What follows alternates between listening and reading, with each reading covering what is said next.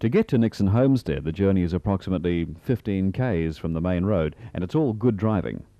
The track from Nixon's to the bay was bad to dreadful, and it took us around 3.5 hours to travel 30 k's, so that gives some indication of how good the road is. Your first major obstacle en route to the bay is the Harmer River. The black spots indicate deep water, and it's always a good idea to walk at first. You can take a chance through the deep water to get a straight run at the hill, but we suggest taking the left-hand bank and attacking the hill from the side. Once again, always travel with a group, and make sure all vehicles are fitted with winches when you're taking this type of adventure.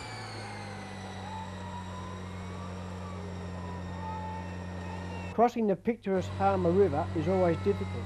You can see the importance of winches here. It took the 5 cars in our group 2.5 hours to get through. As soon as you hit the beach, it's important that you let your tyres down. The pressure can vary between 12 and 15 pounds, depending upon the load on your vehicle.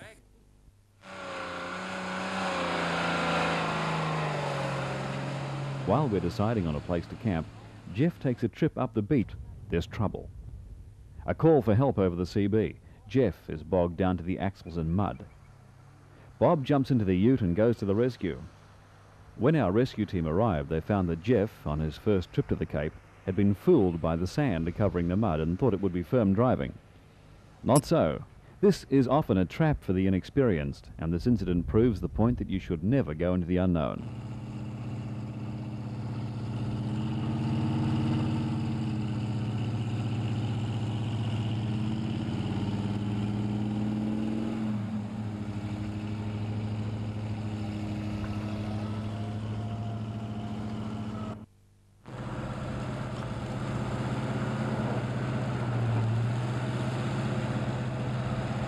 There's a great urgency in getting this car out of here because these beaches aren't the best places in the world to be bogged. In another 2 hours' time, this car will be 4 foot underwater. How'd you feel, Jeffrey? Beautiful! We're up at Shelbourne Bay. We're just getting a few oysters. Now, you've got to be careful getting these. They're a beautiful oyster, like that. Yeah. If you cut yourself on this,